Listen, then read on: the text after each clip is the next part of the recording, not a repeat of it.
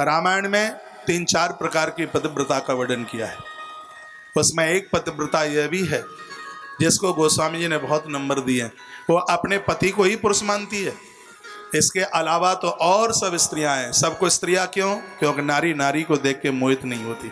एक नारी को कहा जाए फलाने की बहू तो बहुत अच्छी है, कहे अरे छोड़ दो, अच्छी है बहू, नाक तो बिल्कुल धन्ना दुन्नी सी है, बिल्कुल नाक देखिए उसकी, बिल्कुल मिट्टी का लौंदड़ा है, वो बिल्कुल कभी बड़ाई करेगी नहीं। इसलिए बाबा तुलसी ने कहा मोहि न नारी नारी के रूप है।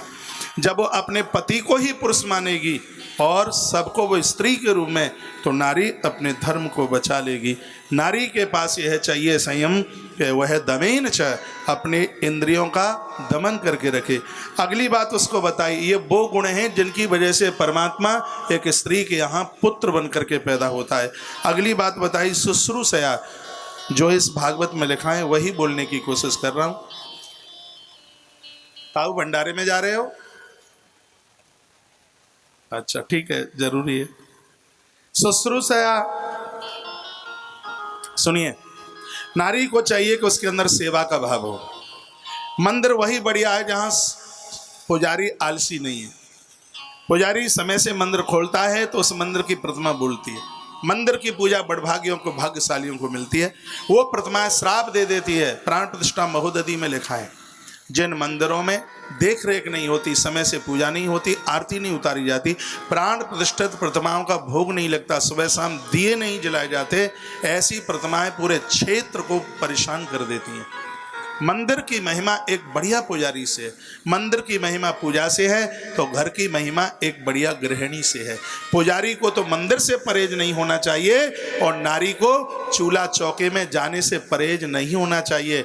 जिस घर में आने वाला आगंतुक भूखा सो जाता है, उस नारी को संपूर्ण धरती के जीवों को भूखा रखने का अपराध लगता है।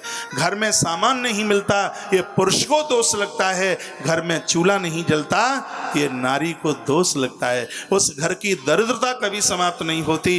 जिन घरों में देवियां दोहरे दोपहर सूर्यवाद निकल करके आ गया है और वो खटोले पर पड़ी रहती हैं, उस घर की संपदा समाप्त हो जाती है, क्योंकि नारी को लक्ष्मी का, महालक्ष्मी का रूप माना गया है। बात ठीक से समझ में आ रही है? शुश्रूषया, नारी के अंदर एक सेवा का भाव होना चाहिए।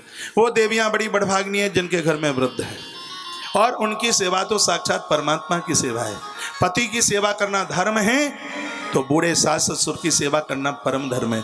मैं अपनी तरफ से नहीं बोल रहा हूँ, भागवत से बोल रहा हूँ। और भागवत का विश्वास न करो तो रामायण के अवध कांड को आप देखिए, गोस्वामी जी ने लिखा है और राम जी ने बोला है, क्या कहा? यही ते अधिक धर्म नहीं दूजा, सादर सासु ससुर पद पूजा। इससे बड़ा धर्म नहीं है। एक देवी अपने प्राणों से ज्यादा माने, उसके लिए परम धर्म है वृद्ध सासु ससुर की सेवा करना। इस पंडाल में बैठे हुए बुजुर्ग लोग बड़े प्रसन्न हो रहे हैं, लेकिन आपका भी धर्म है। आपका क्या धर्म है?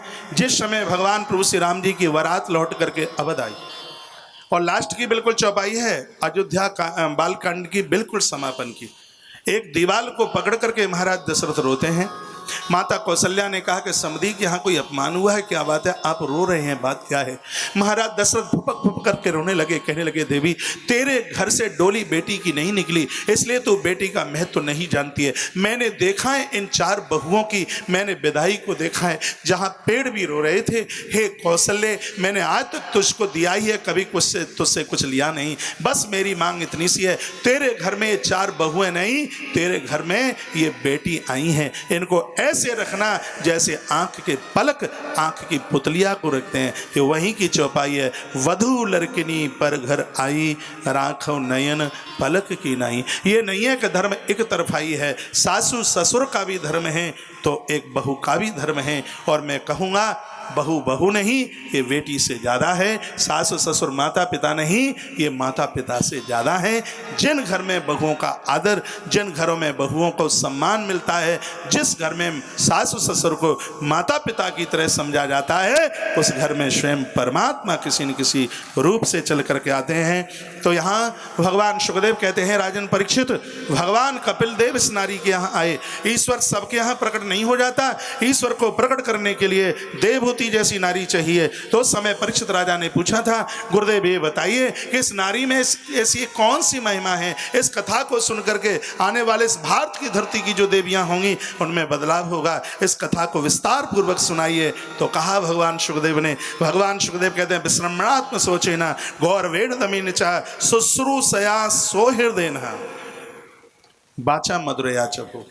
नारी के अंदर सेवा का भाव होना चाहिए। हाँ माताएं चूल्हा चौके में उस समय नहीं जाती जब आपके माध्यम से कोई आ जाए, आपका अपना निजी आपका मामा आ जाए तो घर वाली को चूल्हा चौके में जाने में परहेज होता है। आपके मामा के यहाँ से कोई आ जाए तो वो नहीं जा सकती। और उसका भतीजा रात के 12 बजे आ जाए, कहे बुआ मैं आया, रात के 12 बजे यदि आलू के पराठे ना बना दे तुम जो कहो सो हार जाऊं, वो तो उसका भतीजा है। बहनों आ जाए, कहे मौसी मैं आया, आधी रात को वो बिस्तरा छोड़ देगी, चूल्हा जलाएगी, बढ़िया सा भोजन बनाएगी। लेकिन आपका कोई निजी आ गया तो समझ लो कि रात को 11 बजे जगा दिया तो तुम्हारी खैर नहीं है। ये मैं आपको नहीं बोल रहा, आप तो सब अच्छी हैं, मैं तो उधर MP वाली माताओं को बोल रहा हूँ। बोलो बाके बिहारी लाल की जय, हनुमान जी महाराज की जय। मेरी कथा को एक दृष्टांत में मत निकाल देना। सबको असली, सबको बढ़िया संतान चाहिए। इसी ग्रंथ में सुखदेव भगवान ने कहा है, किसी के पास करोड़ों की संपदा हो परीक्षित, यदि उसके पास औलाद नहीं है तो वह बाप, उसमें तो लिखा है कि जिसके घर में मूर्ख औलाद पैदा हुई है, देवी भागवत में लिखा है, जिस घर में मूर्ख संतान का जन्म हुआ है वह पिता जिंदे जी मरे मुर्दे की तरह है। ये ऐसा श्रीमद् देवी भागवत में लिखा है। लेकिन असली बढ़िया संतान के लिए परिवार में संस्कार चाहिए। और सुखदेव भगवान उन संस्कारों की बात करते हैं, कहते हैं शुश्रूषया, जिस घर में चूल्हा जलता रहता है, आने वाले आगंतुक लोगों को जल मिलता रहता है, उन्हें भोजन मिलता रहता है, परमात्मा उस घर में कोई कपिल के रूप में चल करके आ जाते हैं, किसी न किसी रूप में चल करके आ जाते हैं। इसलिए शुश्रूषया माता देवहूति के जीवन में सेवा बहुत है।